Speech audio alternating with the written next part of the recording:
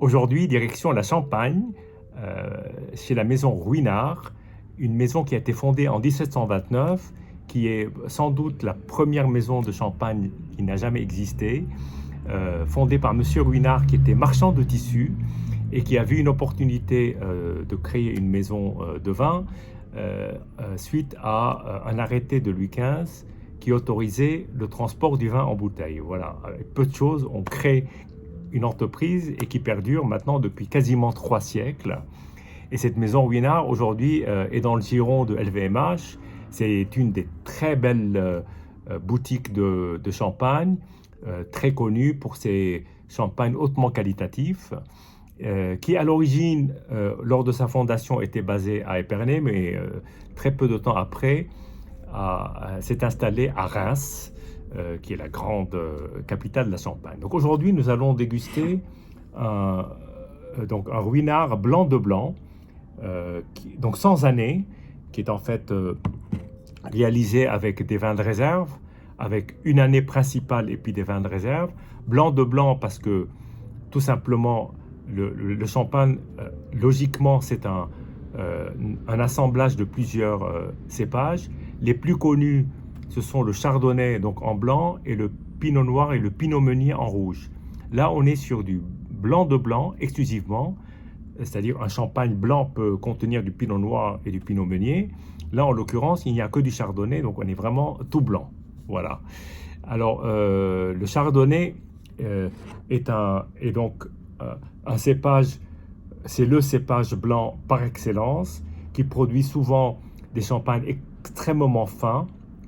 En tout cas, moi, j'aime particulièrement les blancs de blanc. D'ailleurs, au sud d'Épernay, il y a toute une côte qu'on appelle la côte des blancs, parce que c'est exclusivement du chardonnay et la très grande majorité des raisins là-bas sont classés en grand cru. En l'occurrence, là, donc, on est sur un assemblage de plusieurs années. Je n'ai malheureusement pas réussi à trouver l'année de dégorgement. L'année de dégorgement est importante en Champagne parce que c'est l'année où c'est le moment, en tout cas la date de dégorgement, c'est le moment où effectivement on peut ou pas mettre la liqueur de champagne, d'abord faire expulser toute la partie haute de la bouteille, ajouter la liqueur de transport et boucher la bouteille. C'est important parce que ça permet d'avoir une idée de la durée pendant laquelle cette bouteille a été finie ou terminée. Et je pense que cette bouteille-là, que je déguste aujourd'hui, doit avoir au moins 4-5 ans parce que c'est un cadeau d'une amie qu'il avait apporté il y a à peu près à cette époque-là, je crois, au moins 3-4 ans. Voilà. Donc, pour le déguster, j'ai choisi alors pas une flûte, pas un verre à vin, mais un verre qui a été dessiné par Philippe Jamès. Philippe Jamès est le sommelier des Crayères à Reims, grande maison, à la fois restaurant et hôtel. Et donc, pour moi, c'est une forme assez idéale pour déguster les champagnes. Et on va le voir aujourd'hui. Alors, on va le déboucher tout de suite. Et puis, à l'attaque. Voilà, le beau son du bouchon. Les bulles qu'on commence à voir ressortir. Et là, même si c'est hors écran, donc je verse ce beau liquide dans le verre et j'attaque. Alors cette cuvée existe depuis 20 ans, donc c'est une cuvée relativement récente. Elle représente aujourd'hui 25% des ventes de Ruinart. Donc elle est partie de zéro il y a 20 ans, aujourd'hui elle représente 25%. Elle a un énorme succès. Et souvent ce qu'on dit sur les blancs de blanc, c'est qu'effectivement la demande est supérieure à l'offre. Donc c'est pas toujours facile d'en trouver. Il y a une version rosé, donc c'est pas un blanc de blanc. Là, en l'occurrence, c'est un champagne rosé. Il y a aussi une version millésimée qui a le joli nom de Don Ruinart. Voilà.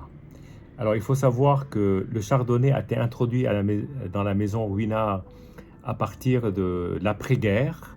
Donc, jusqu'à la Seconde Guerre mondiale, le chardonnay était pratiquement pas utilisé dans la maison. Donc, c'est plutôt un cépage récent dans l'histoire quasi triple centenaire de la maison.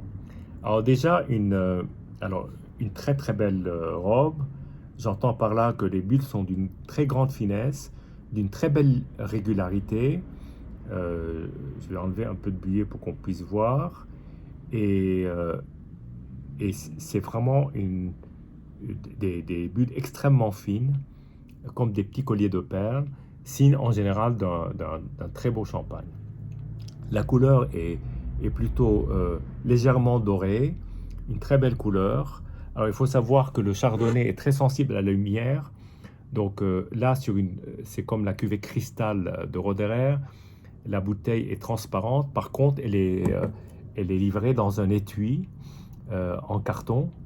Et d'ailleurs, les nouvelles versions ont ce qu'on appelle une seconde peau, qui est une peau en blanche qui recouvre l'intégralité de la bouteille, de manière à ce que si elle est exposée à la lumière, elle ne s'abîme pas. Voilà. Alors, très bon nez, très floral en fait. Très floral, un peu citronné, un nez assez propre, assez pur. Bon, on peut secouer un champagne, hein, les bulles ne vont pas disparaître et elles sont solides, hein.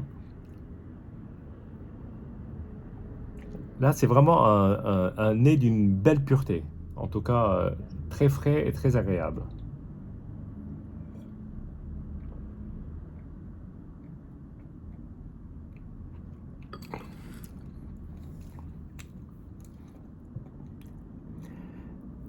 Alors, déjà, la sensation en bouche est d'un grand confort, d'un grand plaisir et d'une belle, ce que je pourrais appeler, qualifier de vinosité, c'est-à-dire qu'il y a vraiment de la structure. C'est à la fois aérien et à la fois il y a de la matière. Il y a des choses qui se passent en bouche. On sent en tout cas le champagne traverser le palais et non pas filer comme une étoile filante. Donc c'est vraiment, il y a ce que j'appellerais moi de la persistance en bouche. C'est bien, c'est bien présent, une belle présence avec beaucoup de finesse, beaucoup de légèreté, euh, euh, du perlant d'une grande qualité, et puis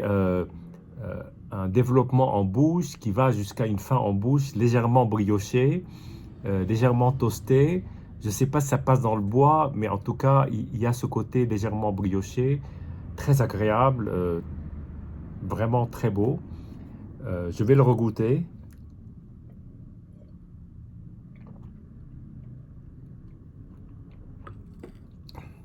Alors, ce que j'aime bien dans le champagne, c'est laisser agir la finesse des bulles, quand c'est une belle finesse comme ici, et puis apprécier tout ce qu'il y a autour, parce que pour moi, la finesse des bulles, c'est comme les tanins d'un vin rouge.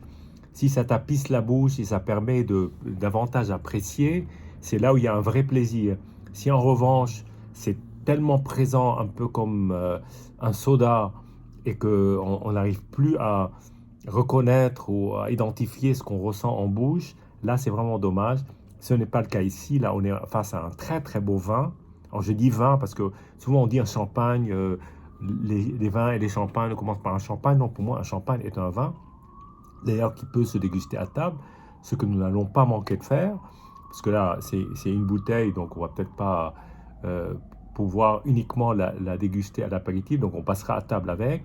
Mais pour moi, c'est un très bon début de repas, parce que commencez avec l'apéritif, avec des petites bouchées, ensuite vous passez à table et vous continuez, euh, à condition évidemment que l'amuse-bouche ou l'entrée soit dans des notes qui vont bien avec cette boisson. Voilà, en tout cas, une très très belle version d'un champagne pur, finalement très savoureux, mais en même temps qui apporte beaucoup de satisfaction au moment de la dégustation, en de préférence à déguster autour de quand la bouteille est à 7-8 degrés, de manière à ce que dans le verre, surtout en été, il soit dégusté à une température encore fraîche. Voilà. Santé et puis à très bientôt.